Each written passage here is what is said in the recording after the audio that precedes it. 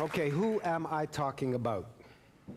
30 books, dozens of professional and volunteer organizations, 17 honorary doctorates, 11 major awards, 4 shelters that she started from scratch, and a million causes. When it comes to June Callwood, you really don't have to go through that list. We all know what she does. We all marvel at how much she does. We all know how important she is to any sense we have of ourselves as a caring society. And we are inspired by her unshakable belief that people, real people, can make good things happen. June? Thanks, Michael.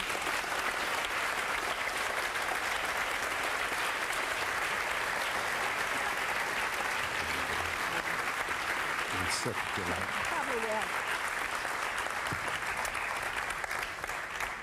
You feel so stupid coming up with a purse.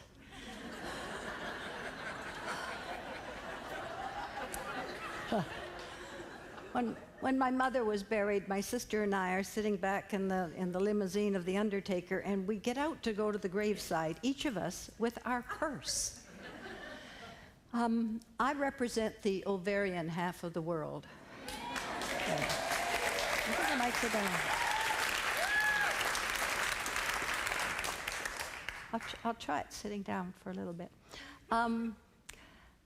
I need to do kind of a backstory because I don't want you fleeing to the exits when I say I'd really like to talk to you about children. The backstory is that 40-something years ago, I was scrubbing the basement stairs thinking, I'm tired of writing about Larry Mann. Now, I didn't mean Larry Mann per se.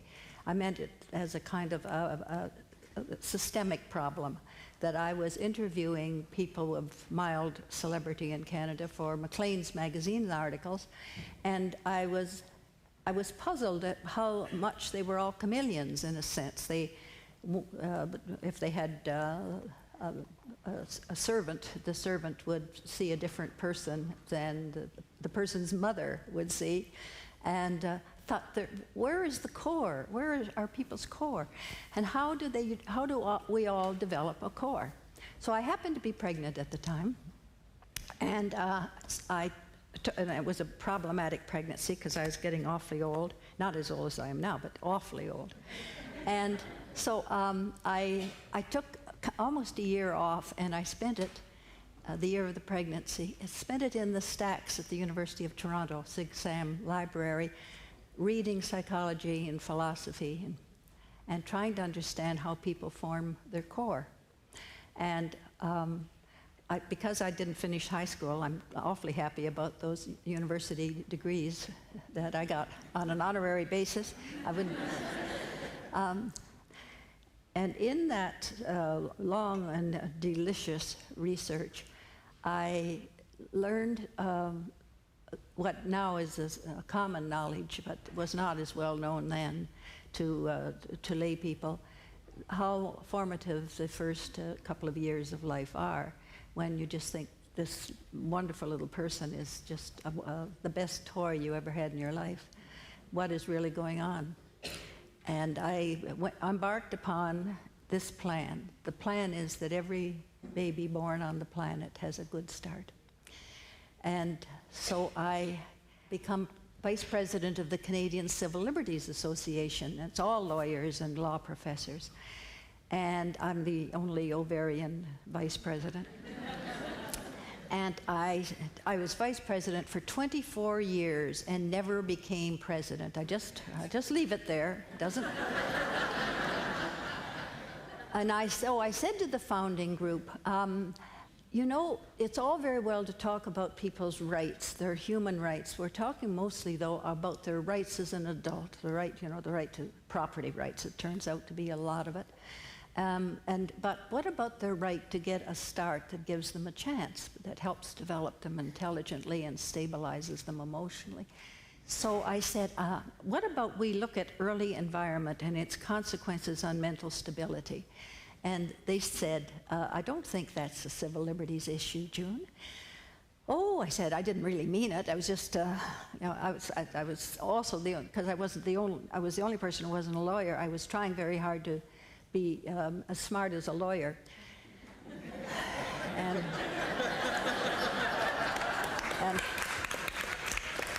so so that was over. And then I hear of another organization, Justice for Children. Well, I'm right there, and I think I became president of that one. And we were sitting around in living rooms the way you start organizations, and someone said, we have to work on children with learning disabilities. All this is now well established, but these were primitive organizations when there wasn't anything else on the ground. And I said, oh, that's a good idea. And someone else said, and children in disputed custody cases have a right to legal representation. Oh, I thought that's good too. And then I said, thinking I was talking to my group, you know, the other thing that we need to do is guarantee every child affection, continuity, and stimulation at birth. Well, they said. So I moved on. And came across a group of people who were meeting to discuss the problem as they saw it, that teenagers who were pregnant were not giving up their babies for adoption anymore. They were keeping them, and they were unfit mothers by definition, and what were we all going to do about that? So I became chair of that right away, and, and said, I've got an idea. Why don't we give those babies a wonderful start? And we started something in Toronto called Jessie's, and the Lost Leader is a swap shop full of baby clothes and toys and things that sometimes helps. And we have a school program and a public health nurse and parenting education with the babies there. We'll do a video of a mother playing with her 6-week-old baby, and she's just adoring the baby, can't wait to get the baby dressed in another outfit. We all have to start somewhere. And we say, look at that baby smile when you did that. Did you see how the baby loved what you just did? So the mom teaches herself to be a good mom. And there's 300 teenagers a year come into Jessie's pregnant. And some of them live on the street. And we almost never have a baby that has to be taken into care.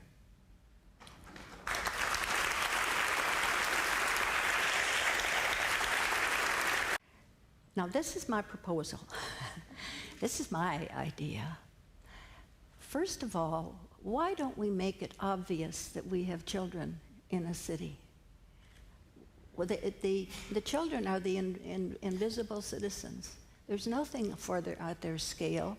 I like the changing tables now in public washrooms, especially when they're in the men's washroom. I once liberated a man's washroom because the lineup in front of the women's was so long.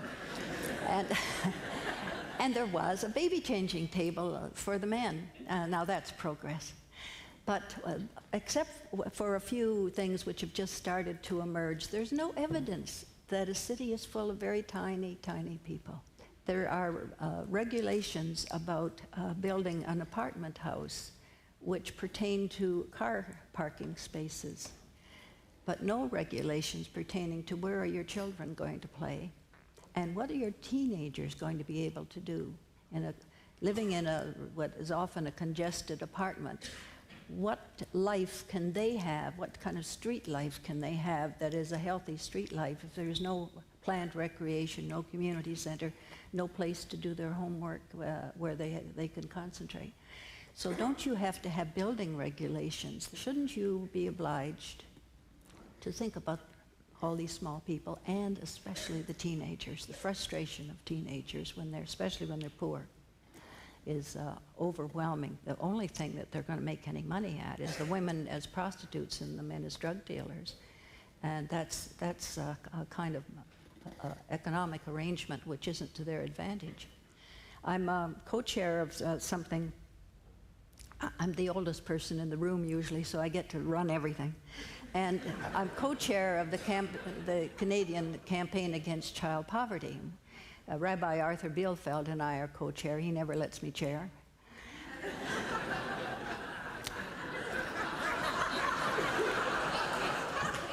I am. Perfectly good chair. But he starts with rabbinical jokes. Oh. Anyway. We get a lot done. We started about 6 years ago, and we determined that, helpful as it may be and seem to people to be the very most wonderful thing going on, school breakfasts, hot lunches, food banks, we didn't see that that was the solution to child poverty. So what is the solution? We decided it was public opinion. Until you get a critical mass of a voting population that says we care about children, you aren't going to get politicians to do anything. And I remember our first meeting with Paul Martin when he was finance minister, and what we were keen on then was to get early childhood education and care into everywhere, and free, quality, just part of the school system. Edgerton Ryerson, who started public school system in this part of Canada, thought kids could start to learn at 6. Wrong. I'd tell him if I knew him that he's wrong, because learning starts almost at birth, but certainly by 2.5. It does children a lot of good if they can have even part-time quality childcare. So we told him all this and had all the best people there. The Martha Friendly, who's been working on this for 20 years at the University of Toronto, and Marvin Novak, who is teaches at Ryerson, and Laurel Rothman, who's head of Campaign 2000, all the best people, and they told him all this stuff. The thing that did seem to help was that if you give a child a good start, they're less expensive as they become adults, and they pay better taxes. Whatever works. But he said, no, there's nobody in my caucus who would be the least bit interested in what he called childcare. There would be, it's impossible. If I brought it up, I'd be laughed at. Well, just yesterday, he said he has to pass his budget because Canada wants childcare. He's still calling it childcare. So, yeah.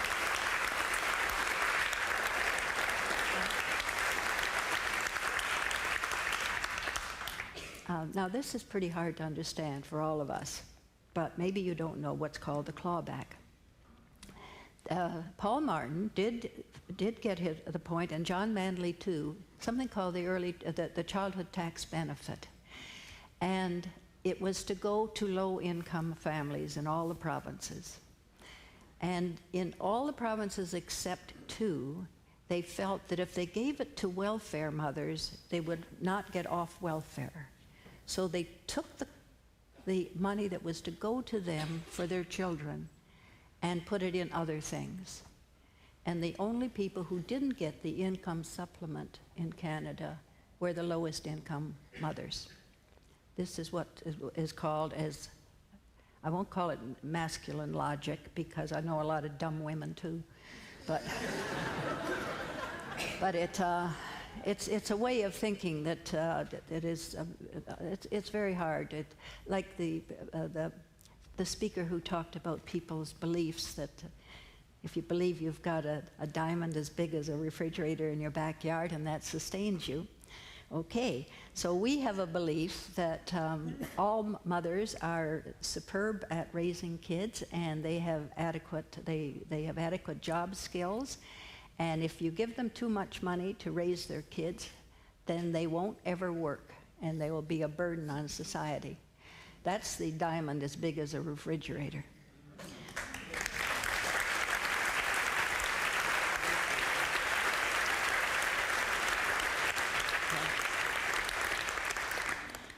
So we're plugging away. We're getting a little better. But I think sometimes that about the animal species, that it is so careful with its young. Lions and ugly animals too, iguanas. They take care of their young. They want them to be very good iguanas. And the whole culture of being an iguana is built around taking care of these awful-looking little iguanas. But the culture of the human being is not built around making a generation sane and outgoing and fully realized as best a person can ever realize themselves, at least a chance to do that. The culture is still not child-centered. It just says it is. So that's what I'm proposing, a child-centered for one generation. Let's try it and see what kind of a world we have. Thank you. Oh,